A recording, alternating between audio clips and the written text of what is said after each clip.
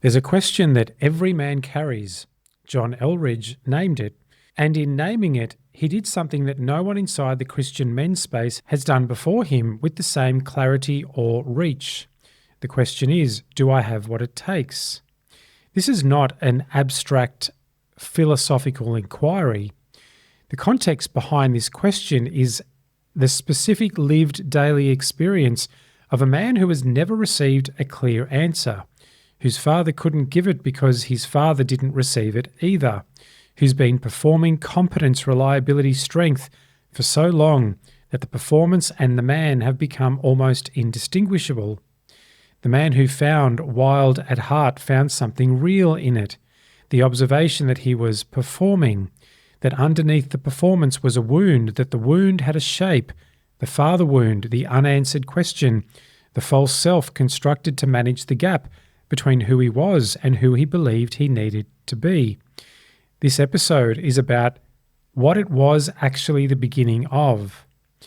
Now, before I say anything else, I want to name something that this episode isn't. It's not an attack on Christianity. It's an examination of a book that was written within the Christian tradition, claiming to speak for that tradition, and in specific and nameable ways actually betrayed it. If you're a man of faith who's followed this framework, what this episode offers you is not a reason to abandon your faith. It's actually a defense of it. John Eldredge holds an undergraduate degree in theatre and a master's degree in biblical counselling.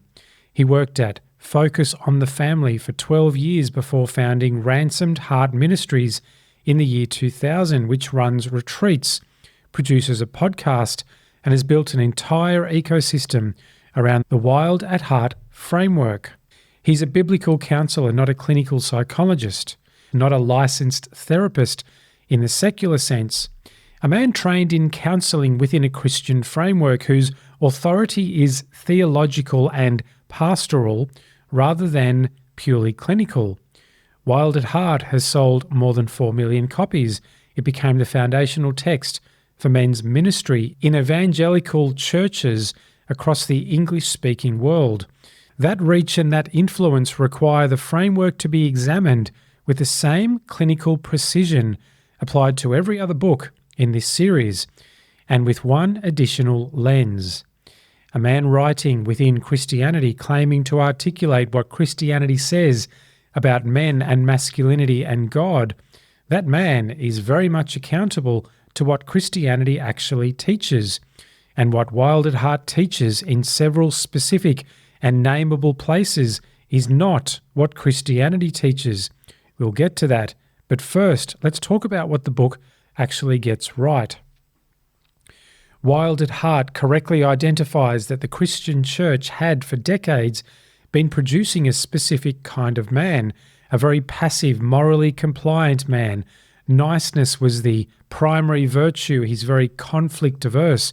He's a man who had learned that being a good Christian meant being manageable and agreeable, suppressing everything in himself that was difficult, forceful, or inconvenient to the institutions around him.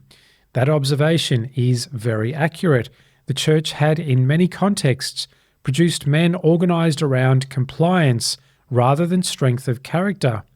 Eldredge also correctly identified the false self.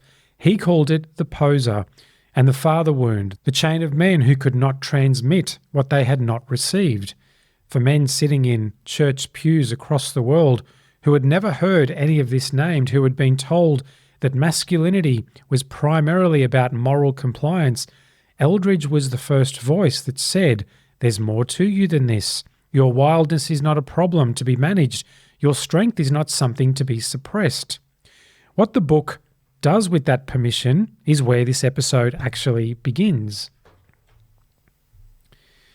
Every book in this series follows exactly the same structural pattern. Identify the wound, name the performance the wound is generating, and prescribe a new performance, and then call the new performance integration. Wild at Heart follows this exact pattern, and this time with theological sophistication. And the theological sophistication makes the structural failure harder to see, because the problem is that When God endorses a prescription, questioning the prescription feels like questioning God, and no good Christian will do that. Here's what the book actually prescribes. The poser, the false self, must be shed. In its place, the wild heart, the man who fights, who adventures, who rescues. The wild heart is not the true self. It's another performance. The poser is not the problem. The poser is the solution the child built to a problem that preceded it. The child who learned that the direct expression of who he was could not be met, would not be received, and wouldn't be enough. And so he built a version of himself that managed the gap. To dismantle the poser without examining what it was built to protect is not liberation. It's just exposure without any anesthetic.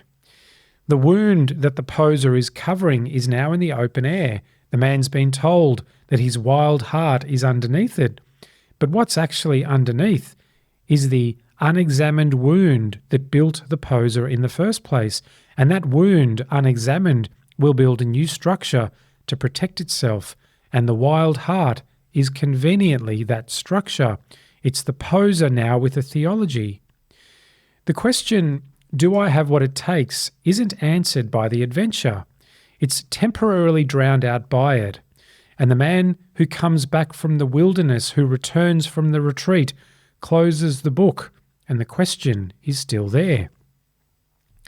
Beyond the obvious clinical failure of this book, which stands regardless of the theological context, there's a second problem that the Christian man deserves to have named: the heart. Eldredge's framework rests on the premise that the redeemed man's heart is fundamentally trustworthy, that his deepest desires are God-given and reliable guides. His instruction to men is essentially, follow your heart. Now, this sits in direct tension with the Christian theological tradition's account of the human heart, because the doctrine of the fall holds that the human desire is corrupted, that what a man wants most naturally requires examination rather than expression. The heart is not a reliable guide, not because desire is evil, but because desire has been shaped by a wound, by a deficiency, by the accumulated distortions of a life lived in a broken world. And it's not just me that points out these discrepancies. Multiple theologians from within the Christian tradition have named the contradictions, not as outside critics, but as honest readers of the faith Eldredge claims to represent. One Reformed theologian observed that what Eldredge attributes to creation, biblical Christianity ascribes to the fall. Eldredge wants to inscribe war into the hearts of men. The warrior is hardwired into every man. But Christianity holds that man was placed in a garden, not a battlefield, and called to covenant, not to conquest. Eldredge also argues that men are wild at heart because God is wild at heart. He compares Jesus to William Wallace. Now, the problem is not necessarily in the comparison. The problem is what the comparison requires him to do with the actual Jesus of the Gospels. The Jesus who wept at the tomb of Lazarus, who washed his disciples' feet, who said, "The greatest among you shall be the servant of all," who, when the soldiers came to arrest him, told Peter to put away the sword, who responded to being struck not with force, but with a question. The Jesus of the Gospels is not William Wallace. He's considerably more complex, more interior, and less compatible with the wild at heart masculine ideal than the framework requires him to be. Eldredge has not constructed his masculine ideal in the image of Christ. He's constructed a Christ in the image of his masculine ideal. This is a significant theological reversal, and it's one that's been named by theologians from within the Christian tradition itself. This is not an outside critique. The Christian contemplative tradition has always understood wilderness as the place where the self is stripped rather than the place where it's confirmed. The desert fathers went into the wilderness not to find their wild hearts, but to lose them.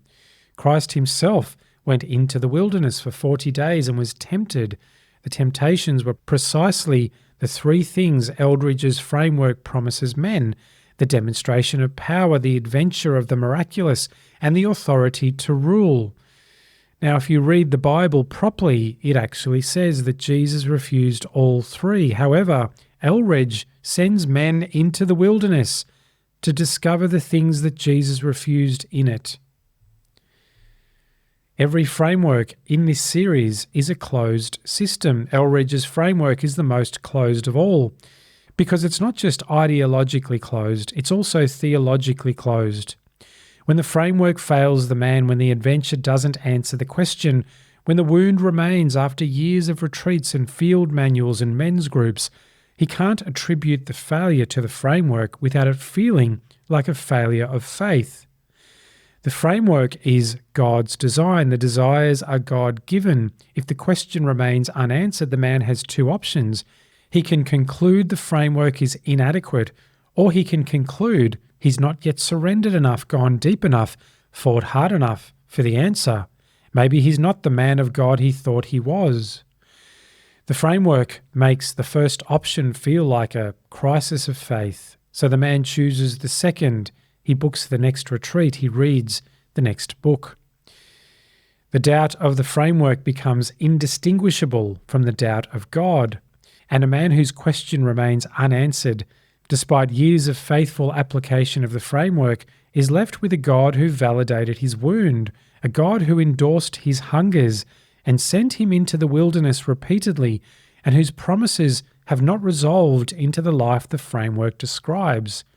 And he's then left with the inability to be able to question the framework, so he questions himself, his depth of faith, his level of surrender, whether he has what it takes to have what it takes. The question has not been answered. It's just been made theological. I want to speak now directly to the man who's recognized himself in this episode, and I'd like to say your faith is not a problem. The undercurrent you carry, the question that is not resolved despite the retreats, the men's groups, the wilderness retreats and experiences, and the genuine spiritual encounters, none of this is evidence that your faith is insufficient. It is evidence that the framework was pointed at the wrong target. The wound underneath the question was formed in human relationship.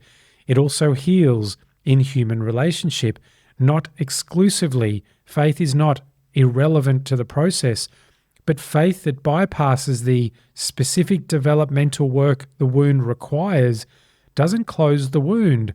It just gives it a more beautiful, godly container. The Christianity this episode is defending, the one Eldredge's framework contradicts, is one that takes the interior seriously, that holds that transformation is slow, costly, relational, and achieved not through dramatic encounter, but through the patient daily faithfulness that produces fruit rather than sensation. The question you carry is real, and it deserves a real answer, not more adventures, an actual descent.